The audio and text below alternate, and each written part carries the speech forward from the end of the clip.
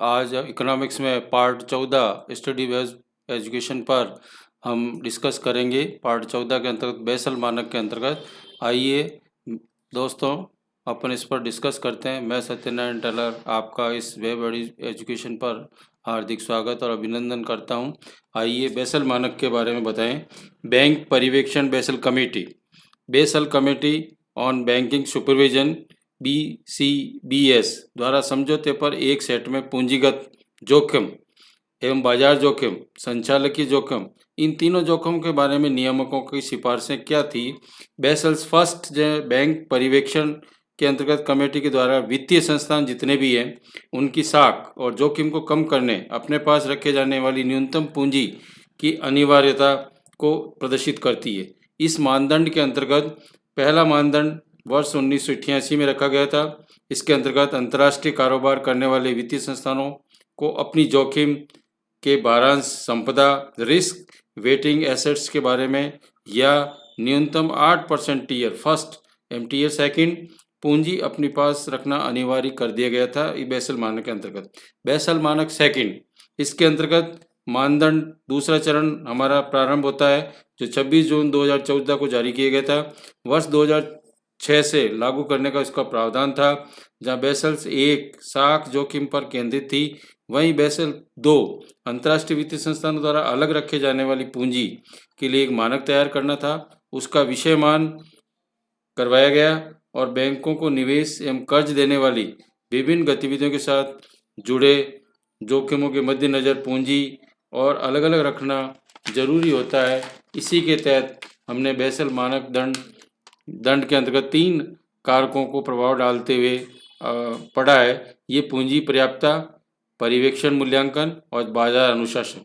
इस कमेटी ने इन 3 कारणों को जोखिम के मद्देनजर रखते हुए पूंजी को अलग रखना और जोखिम प्रबंधन के 3 स्तंभ बनाए।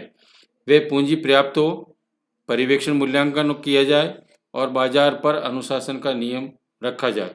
बेसल्स मानक 2 के अंतर्गत मानदंड की पर्याप्तता के अंतर्गत अन्य बैंकों के लिए 8% की पूंजी पर्याप्त बताई गई थी। अनुपात रेशो के अंतर्गत कैपिटल इक्विडेंसी रेशो CAR या जोखिम भारांश संपदा या capital risk to weighted assets for CAR।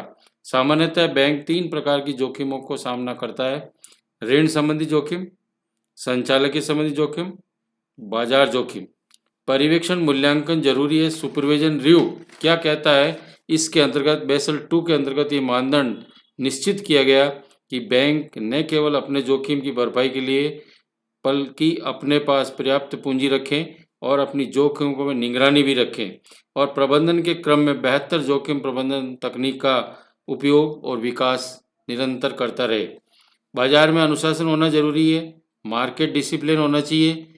Bank अपनी बैंकिंग व्यवसाय को सुरक्षित एवं सुदृढ़ एवं प्रभावी तरीके से संचालन करने का निर्देश हमेशा देता रहे, जिससे कि बाजार का अनुशासन बना रहे।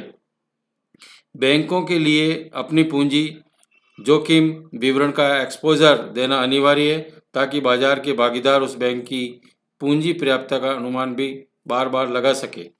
बेसल्स थर्ड वर्ष 2008 में अमेरिकी सब प्राइम संकट एवं वैश्विक संकट जब आया तो उसके पर्यवेक्षण में बेसल थर्ड को मानक तैयार कर बाजार में लाया गया। बेसल सेकंड में किसी भी खास बैंक के जोखिमों को विनियोग के केंद्र से रखा गया। आर्थिक संकट को देखते हुए हमें पूरी आर्थिक व्यवस्था का वित्तीय स्थिरता पर बेसल थर्ड मानक केंद्र में रखा गया।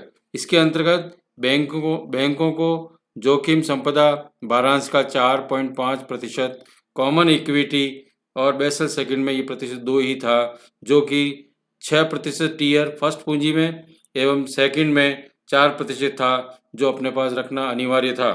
बैंकों के पास 2.5% का अतिरिक्त पूंजी बफर रखना जरूरी है। जो बैंक इस बफर को नहीं रख पाएंगे उन्हें शेयर पुनर्खरीद और लाभांश तथा बोनस का भुगतान प्रतिबंध समाप्त करना पड़ेगा, तभी ये मार्केट का अनुशासन चलेगा। इसमें भारत में बेसल्स मानक थर्ड जो है 1 अप्रैल 2013 से विभिन्न चरणों में लागू करने का प्रावधान रखा गया। बेसल्स थर्ड पूंजी विनियामक संबंधी मानदंड पूरी तरह से 31 मार्च 2018 तक लागू किया गया था। आरबीआई भारतीय रिजर्व बैंक ऑफ इंडिया ने बैंकिंग प्रणाली को और अधिक सुदृढ़ बनाने के लिए, सुरक्षित बनाने के लिए उद्देश्य से Basel third capital regulations act बनाया गया और उसमें दिशा निर्देश जारी किए गए। ड्राफ्ट गाइडलाइंस के अंतर्गत बैंकों ने पूंजी की न्यूनतम एक सीमा निर्धारित कर दी गई और उस सीमा तक बैंकों के पास पूंजी का जरूरी हो गया।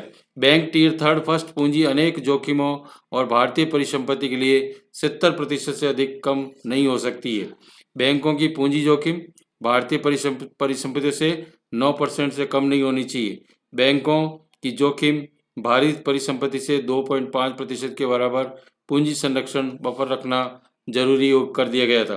क्रेडिट रेटिंग, जो मार्केट में क्रेडिट रेटिंग क्या होनी चाहिए पूंजी के लिए, क्रेडिट रेटिंग के अंतर्गत किसी भी प्रकार की देश की संस्था या व्यक्ति की साख या उसके भुगतान करने की क्षमता का मूल्यांकन अनिवार्य है, जो आरबीआई या भारतीय रिजर्व बैंक ऑफ इंडिया करता है। इसका अर्थ ये हुआ कि कोई भी वित्तीय संस्था हो जो व्यक्ति को आर्थिक रूप से कितना मजबूत बनाना चाहती है, उसके लिए ऋण लेने की क्षमता भी कितनी होनी चाहिए, ये सारा प्रावधान उसमें रखा गया था।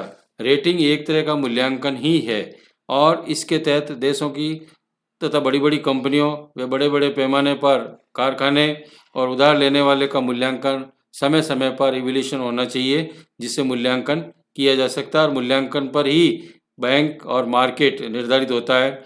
उधार लेने वाले की स्थिति कैसी हो और उधार लौटाने वाले की क्षमता कितनी होनी चाहिए, ये उसका मूल्यांकन का जो पैमाना है। अच्छे मूल्यांकन का अर्थ क्या है कि कम ब्याज पर आसानी से ऋण दिया जा सके या कर्ज दिया जा सके, और खराब मूल्यांकन का अर्थ है कि ऊंची दरों पर ब्याज देश के लिए मुश्किलता प्रदान कर सकता है। इस समय रेटिंग की दुनिया में 3 बड़े नाम हैं, जो स्टैंडर्ड एंड पुअर, यूआर, मूडीज और फिच, ये तीनों पैमाने हैं। जो सबसे पुरानी क्रेडिट रेटिंग एजेंसी है वो स्टैंडर्ड एंड पुअर, जिसकी नींव 1860 ईस्वी में हेनरी पुअर ने रखी थी, इसलिए उसके नाम पर ही इसको नामकरण कर दिया गया। भारत में क्रेडिट रेटिंग निर्धारित करने वाले मुख्यतः 4 संगठन बताए गए हैं। पहला क्रिसल्स CRISIL, दूसरा इक्रा ICRA, तीसरा केयर CARE और चौथा अमेरिका ऑन ICRA। ये जो है ये चारों निर्धारित करने वाले क्षेत्र थे और इसमें क्रेडिट रेटिंग AA 3A, इसको मजबूत करने वाला 72 बताया गया है, और A अपने वादों को पूरा करने की अच्छी क्षमता वाला 1A, 2A और 1A अपने वादों को पूरा करने की क्षमता पर बदली हुई परिस्थितियों में भी प्रभाव पड़ सकता है। फिर दूसरी रेटिंग रखी गई 3B, अपने वादों को पूरा करने की क्षमता लेकिन आर्थिक स्थिति से प्रभावित होने की संभावना बताई गई है। 2C वर्तमान में बहुत कमजोर स्थिति बताई गई है, और D उधार लौटाने में बिल्कुल अक्षम। ये D जब प्रमाणीकरण है कि बाजार में उधार लेने के बाद लौटाने में अक्षमता नजर आती है। बैंकिंग लोकपाल अधिनियम इसी तहत हमारे भारत में लाया गया था। बैंकों के ग्राहकों की शिकायतों का निदान किया जाए और समस्याओं का निवारण किया जाए, उसके करने के लिए रिजर्व बैंक ऑफ इंडिया ने, भारतीय रिजर्व बैंक ने 14 जून 1995 को देश भर में इस प्रकार के बैंकिंग लोकपाल अधिनियम को लाया गया और इसकी स्थापना की गई, जिसका मेन ऑब्जेक्ट या उद्देश्य ये था कि आम जनता को एक पारदर्शी और विश्वसनीय समीप विवाद और समाधान की व्यवस्था कर सके, इसलिए इसको लोकपाल अधिनियम को लाया गया था। कोई भी ग्राहक जिसको सेवा संबंधी शिकायतों का निपटारा हो संतोषजनक तरीके से संबंधित बैंक शाखा या उसके शीर्ष प्रबंधन द्वारा 2 माह के भीतर नहीं किया जाता है, तो बैंकिंग लोकपाल के पास 1 वर्ष के भीतर की शिकायत कर सकता है। बस